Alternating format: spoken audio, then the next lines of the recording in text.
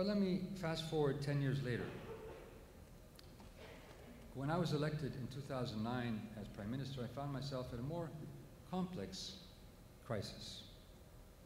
2 weeks into my administration, we uncovered that Greece's deficit was not 6%, as the previous government had reported, but it was more than actually 15%. Unlike my predecessors in Greece who had blatantly fudged the figures, I was always in favor of transparency. Brutally honest about what went wrong in Greece, I talked about cronyism and corruption, chronic tax evasion, an ineffective public sector. These were systemic problems. And I wanted to follow another ancient Greek tradition called parrhesia, which means not only freedom of speech, but the obligation to speak the truth for the common good, even at personal risk. And I did say at some point, I will do so even if I'm not re-elected.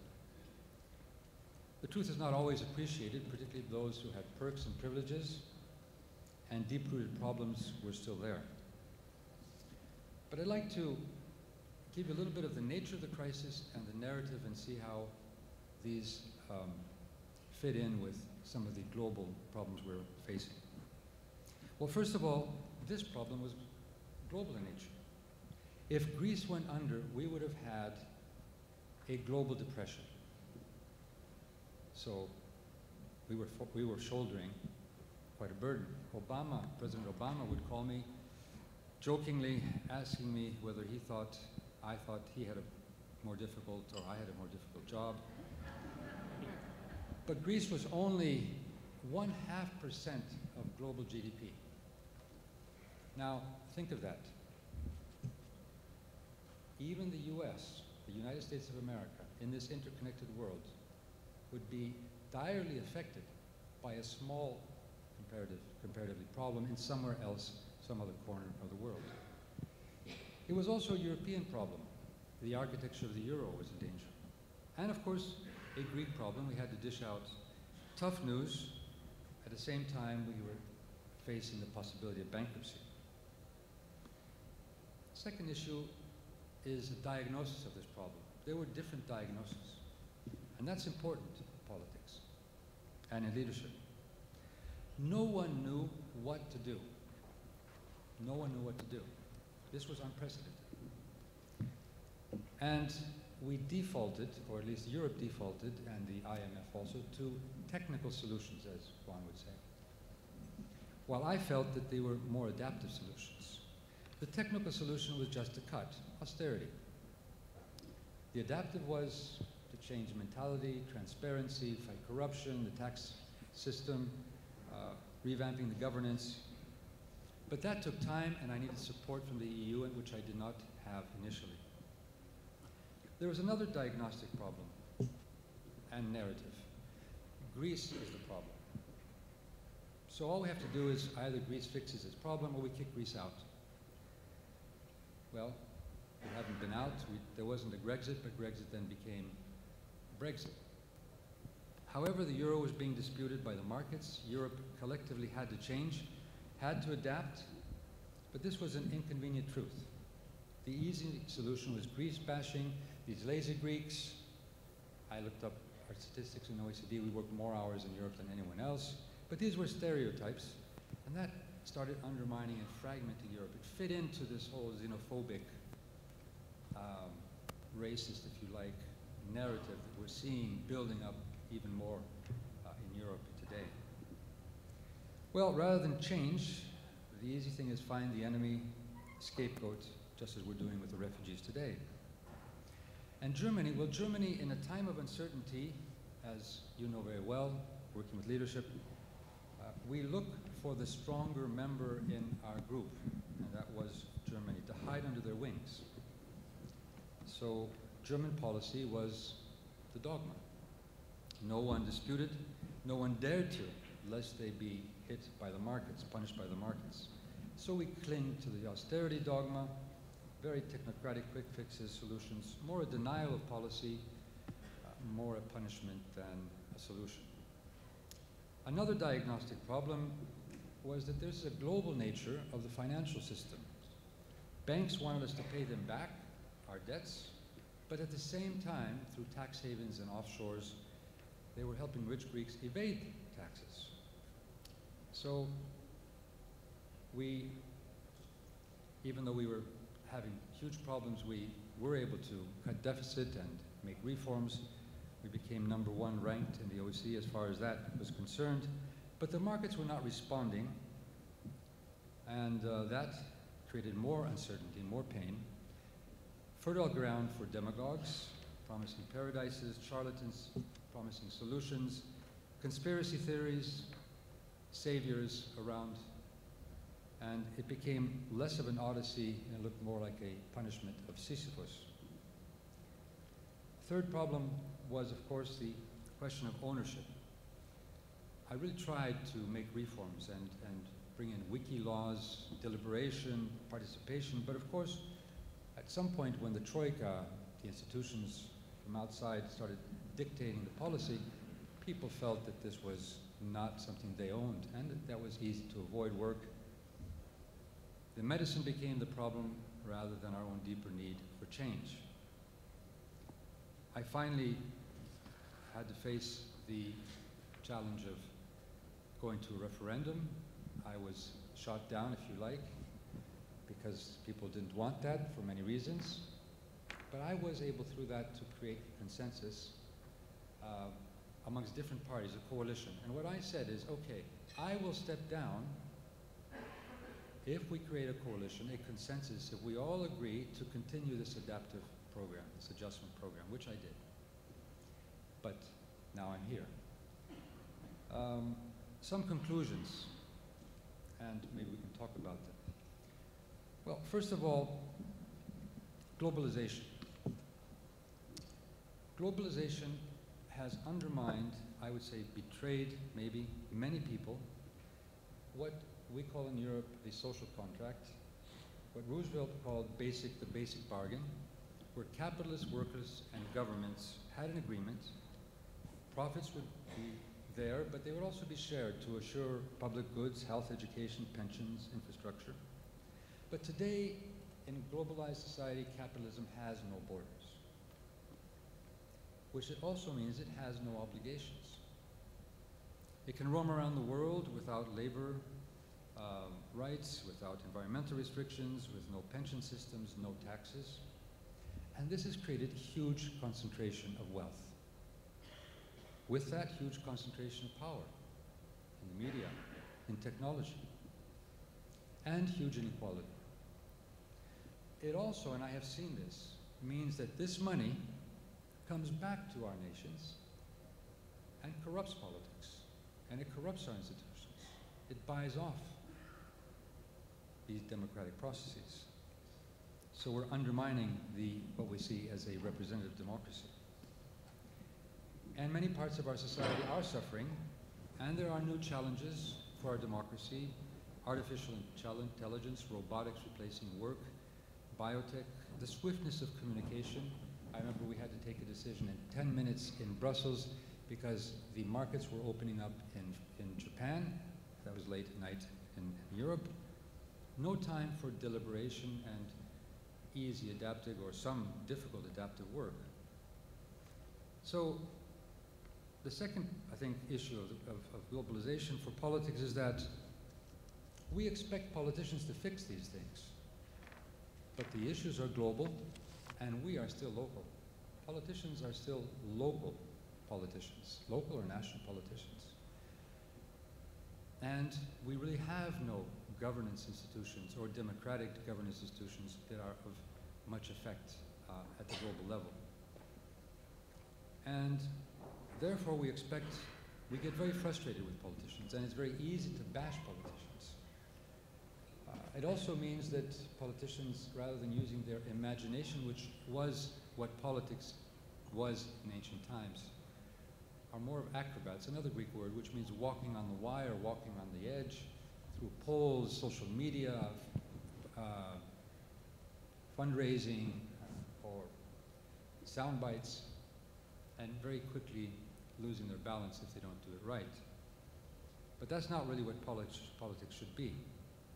It also means that in this global world, and I felt this personally, sometimes I said, why don't I just go to this Greek island and forget about all these problems and so on. I went to one of them, and the next day there were 1,000 refugees that were there. I realized that other than the beautiful blue sea, there were also lots of plastic bottles from global pollution, new species of fish from the warming of waters. We are no island. And, you know, when the Brexiteers say, we want to take back control, I understand that feeling, but taking back control is not isolationism. It is more cooperation. We are stronger together, and that is what we have to work for. So I would like to challenge you by finishing with 2 or 3 simple thoughts. We need new narratives in this globalizing world. We need new structures that allow for people to participate. We need innovation in politics, and democracy is an innovation, but it can change and be innovative, and new forms of participation. We need to see how we can do it, how we use the internet for participation. We need to see how we can be voices for a more just world. We need to adapt, all of us, that we are citizens of the world. We are all citizens of the world, whether we like it or not. And we need to see what that means. We need cooperation across borders. We need to democratize globalization, to bring values to this globalization, to humanize, if you like, globalization. We need to reclaim democracy, and we need to rethink and innovate democracy. Finally, we need to educate for these very difficult challenges, very unprecedented challenges in this global world. And we do need leaders that understand their constraints and their temptations, as Ron talked about yesterday, and that's how you use, but also how you do not abuse power. We need to see that there are some major issues which may be threats, but also opportunities. Climate change may be just like all these science fiction movies where the world unites against this sort of alien power. Well, maybe climate change is the alien power that might just unite us beyond cultures to work together. Maybe we could work on that. It also means that we not only teach leaders, but we create structures for more participative and inclusive politics, empowering voices, empowering inclusive politics, inclusive growth, and inclusive societies, and just societies. But I would also challenge you who want to educate leaders that we also need to educate our publics to understand that we politicians are not all powerful. We leaders are not all powerful. There are no magicians. And we all need to work together and cooperate. We all need to be inclusive. Now, I just want to finish. I have another balcony, Ron, which I look out on from my office. And I see the spot where Pericles gave the funeral oration, a very difficult, adaptive speech to these parents who had lost their loved ones.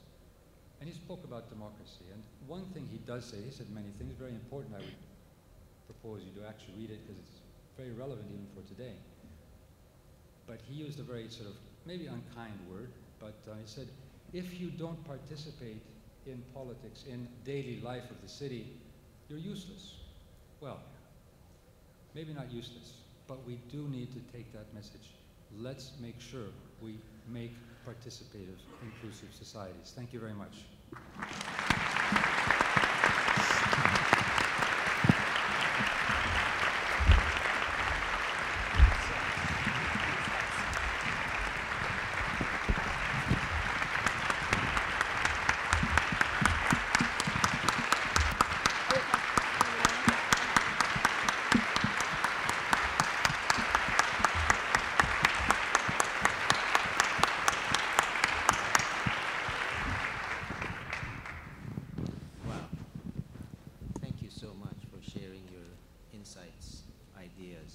Experiences with us.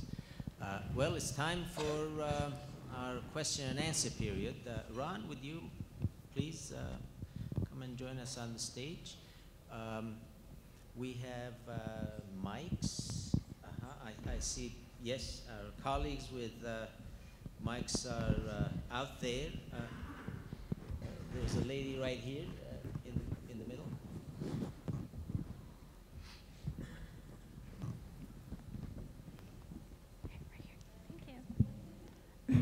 Hello, my name is Semiha and I'm a PhD student, second year PhD student at Albernia University. So I would like to ask you, narrative is really important, right? So why do you use enemy when talking about Turkey? I don't use enemy when talking about Turkey. I said what we used to call the Turks, not enemies anymore. And I'm very proud that we work together, and we're continuing to work together as very good friends. We have problems, but we're no longer enemies. Greeks visit Turkey, Turks visit Greece, and we've created much. It's been really amazing what has happened between the two countries. And as I said, of course, I was lucky to find a good counterpart in Turkey, but society took over, and there's business, there's friendships, there's music, there's so much that's there. Well, we still have to work on problems like Cyprus and other issues, but the momentum is there, and I hope it's going to be a lasting legacy, not only for Greece and Turkey, but for that whole very troubled region. Thank you. Yes, there's another question. Hello, my name is Eyda Cenkci. I work as an assistant professor at Northern Kentucky University. I'm also from Turkey, and I'm very pleased to hear from your side of the story. I was in college when all this happened. I have a comment first and a question. I remember the peace was in the air. We were happy that Greece helped us. We felt very much in debt after the earthquake. Also, I think it was fortunate in both sides. We had good ministers for foreign affairs, Ismail Cem, who passed away, and you on the other side. It was fortunate for both countries to have that people as prime ministers. And you took a risk when improving relations with Turkey. When we look at our textbooks, when I was a student, it says Greek did this to us. Probably Greek textbooks say Turks did this to us. And these issues are so sensitive.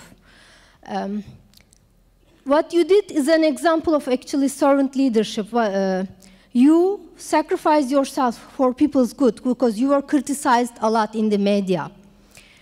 And it is easy to just play the politics and just use the polarization for your benefit, for a politician. But you didn't do it, you took a risk. My question is, what made you took this risk? Because other politicians could have done it. You didn't play the politics, you took a risk. What was your motivation behind this? Thank you. Thank you, a good question. And we just wanted to add, actually a month after the earthquake in Turkey, there was an earthquake in Athens, and the Turks came to help us.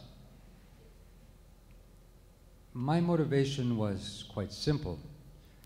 I could easily have done what many other ministers had done, and that was sort of, Turkey bashing. As a matter of fact, you talked about history books. I was Minister of Education, and I asked UNESCO to do a study of the history books of Turkey, Greece, and Bulgaria, and see what the differences were in interpretations. And they came back and they said, actually, they're all the same. They say the same thing. The others are to blame. So you're right. We have to change this. That's controversial, of course. But my feeling was that when I was so honored to be in a position of authority and power, I didn't have the right to simply, play up to the emotions of people. And it'd be very easy for me to whip up hatred and to whip up and to play on the wounds of the past and to tell people how bad the Turks are. And I could be popular that way. But things wouldn't change. So I wasn't really into politics for that reason. I really believe that politics not in the way we sort of see it today, but the way it is imagined when it first was conceived is to use your imagination to change the world, to use your imagination for a better place, and that's what I wanted to serve. And yes, I took the risk, but I was lucky in this case. Lucky, we worked hard also. I was lucky to find Ismail Cem, a very good friend. You said he passed away. I'm now working with his family. We've created a Cem Papandreou Peace Award for the region. We were lucky that we were able to have success, and I began by being called a traitor, and by 2004 there was a 70% approval rating of our foreign policy. So things can change. Politicians can make a difference.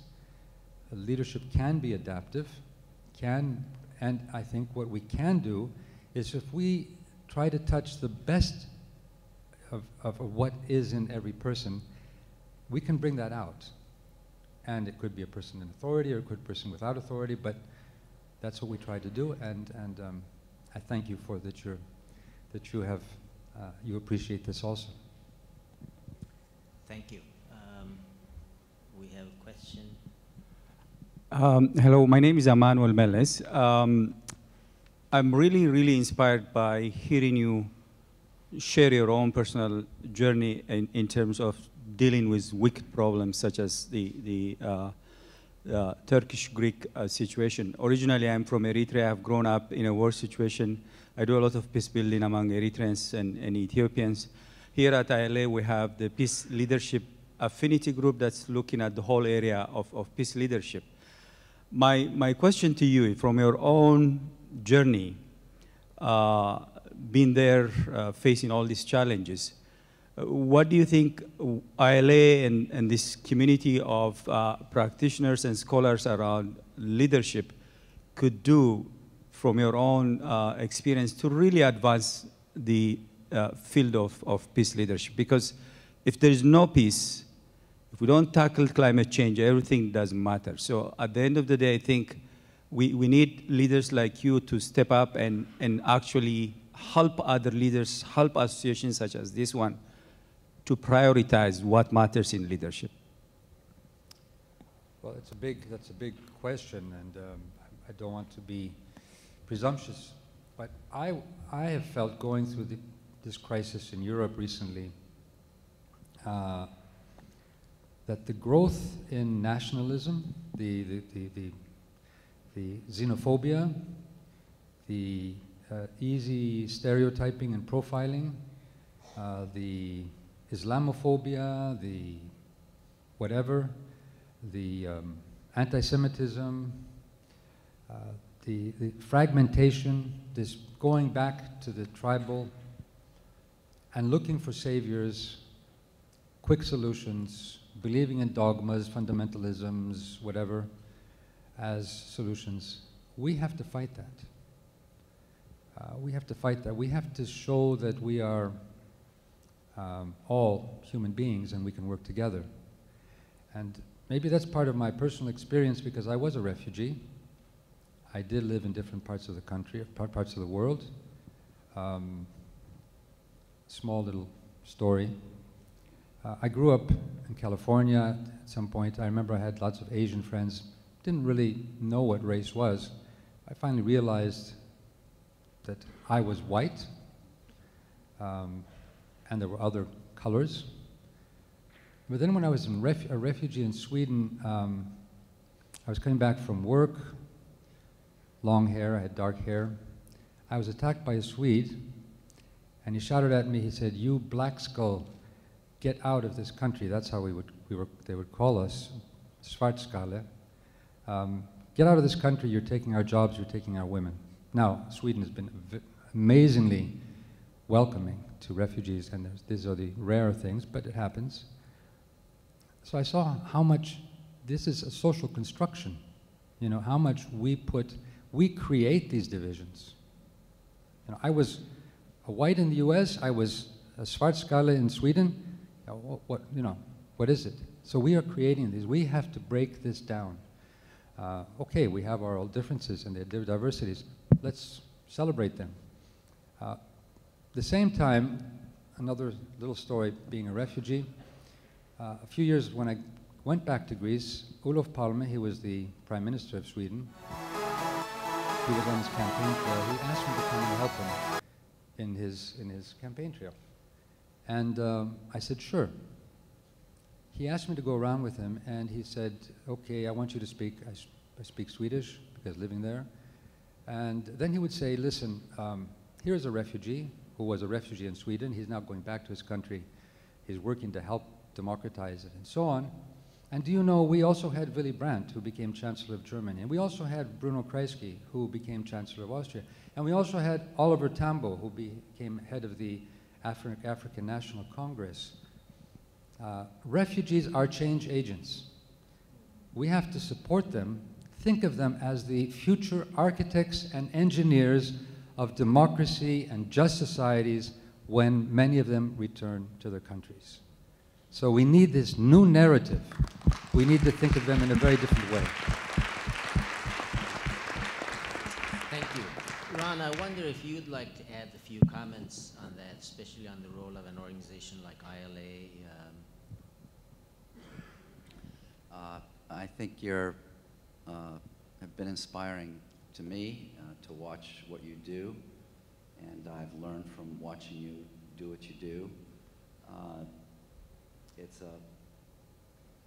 You were always able to locate the social learning, the learning process of change, wherever it needed to be located. You know, in this constituency, in the cabinet, in various halls of Europe, amongst this faction, and your ability to work all these different arenas, but with a respect for the learning process and the pacing and the sequencing and the listening required and the grace that you bring to it, you know, is really pretty inspiring.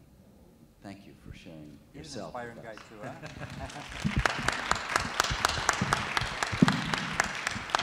Well, I see a lot of hands, but I also see a sign here telling me get out of here. So we have one, we'll give you one last question.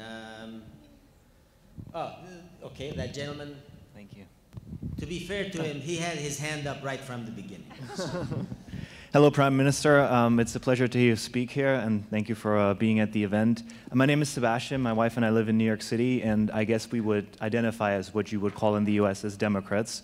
But I'm also a German citizen, and my wife and I lived in Europe at the height of the financial crisis. And I do remember the, on the one side, the drawings of Angela Merkel with a Hitler beard, and on the other side, the Greek bashing. And I guess my question to you is, in today's world, where in Europe we see a lot of drifting toward the right and a lot of hatred and fear that is also largely mirrored in the US, what is the role of leadership to bring us together and to not lose track of the values that we have in an election that's really based in emotions and fear? Ron, did you want to say something on that? Get the hard question. Well, as I understand leadership, and as Ron and so many of you profess, there will be leaders on the one hand, which is not what Ron professes, of course, that will use the pain. And people are going through pain. I mean, there is unemployment. People are losing jobs. In this competitive world, industries are being closed down. Robotics may make it more difficult also. Here in the US, debt of students. These are problems. But let's try to find what the diagnosis is and solve them cooperatively. What happened in Europe and what has been happening in many parts of the world is, rather than do that, there are leaders that play on emotions, that play on the pain, that say, yes, you have pain, and I have the solution. The solution is me. That's what they say. And they will make it more painful, and they will bring out more hatred, more division, so that they become the solution. And they're disempowering people.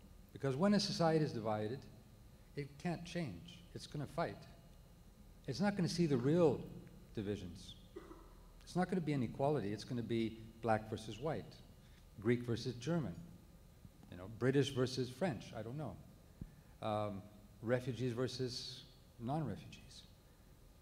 So we're not going to solve our problems that way. We're not going to solve our problems through more divisions. Let's look at the real problems, and let's see as, and this is a challenge to you, what types of leadership we can break down these barriers, break down these walls, and create cooperative, collective ways of understanding first and then of changing.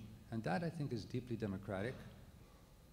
That is what the world needs. It's not easy. We still think in nations, we still think in races, we still think, but let's think of as I said, global citizenship, and that we're all human beings. And as human beings, we have huge challenges, but great potential.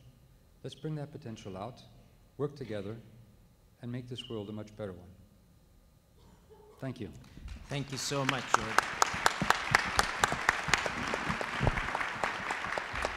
And on behalf of ILA, it's my pleasure to share the ILA Global. I'm glad it's a little bit lighter than the burden I had of it.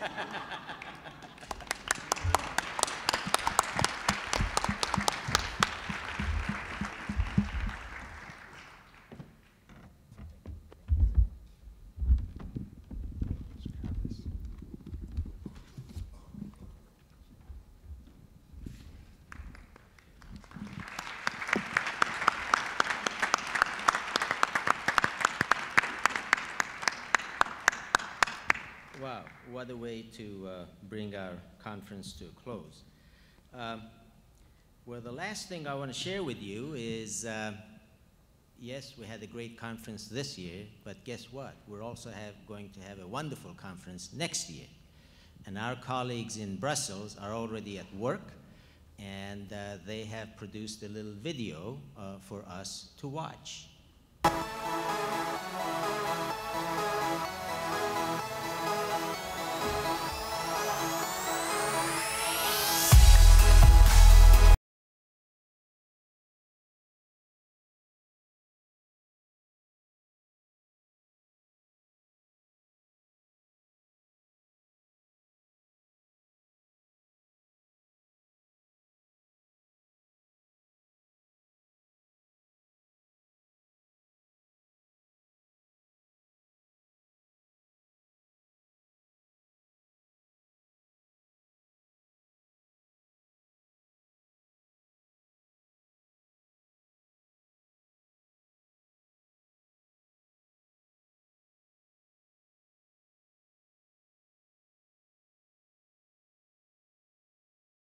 My name is Jorrit Volkers.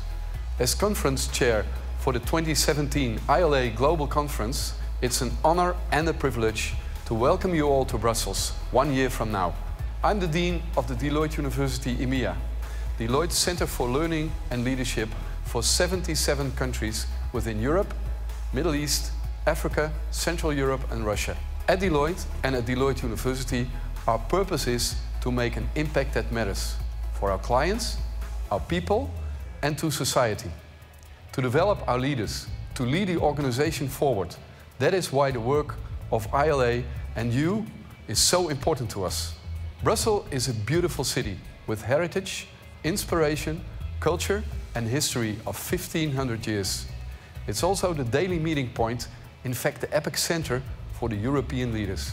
This is where country leaders, ministers, and international business community meet. This is where think tanks, innovation centers, and sustainability initiatives challenge our way of thinking. This is the city of the European Commission, the European Parliament, NATO, Eurocontrol, and so many more leading institutions and businesses. And this is where I hope to meet you, all of you, in October 2017. I'm convinced that there is no better place than Brussels for us to together deepen our insights around the 2017 theme, Leadership in Turbulent Times. Dr. Patrick Sweet of the Center for Creative Leadership and the Geneva Center for Security Policy and program chair for the conference, created this inspiring introduction. Turbulence is the new normal. From technological disruption to terrorism, to climate change, to increases in literacy and advances in medicine and health, turbulence cuts across all sectors of society, all cultures, all organizations, all levels. At the GCSP-CCL Alliance for Advancing Leadership in Peace and Security, we are keenly aware that leading is no longer about leading from turbulence to stability. It is about leading in turbulence, all the time. Every government, business, civil society organization, and religious leader understands this now, as do school teachers, students, Silicon Valley engineers, nurses, and textile workers. For humanity to advance, we must all learn to lead in turbulence. Hi, my name is Peter Cunningham, and I'm the co-director of the Leadership Alliance, a unique partnership between the Geneva Centre for Security Policy and the Centre for Creative Leadership. Imagine, if you will, for a moment, that a diplomat, banking executive, community leader, a Navy pilot, a journalist, a UN official, and an expert on countering violent extremism, all in the same room, sharing their experiences and learning about leading in turbulence together. This is our reality, and this is why we formed the Alliance. It's our response to the demand for increased leadership capabilities in organisations both large and small, addressing peace and security issues all around the world. What we want next year's conference in Brussels is to expand those conversations yet further by bringing together leaders and influencers from across geographical, political and professional divides. Our aim is to collaboratively explore and advance our understanding and ability to lead in complex, rapidly changing and turbulent environments. Hi, I'm Patrick Sweet, your program chair and also director of the GCSP-CCL Alliance. This year we turn to our community and say, let's apply ourselves, our collective intelligence and resources toward advancing the world's understanding and practice of leading in turbulence.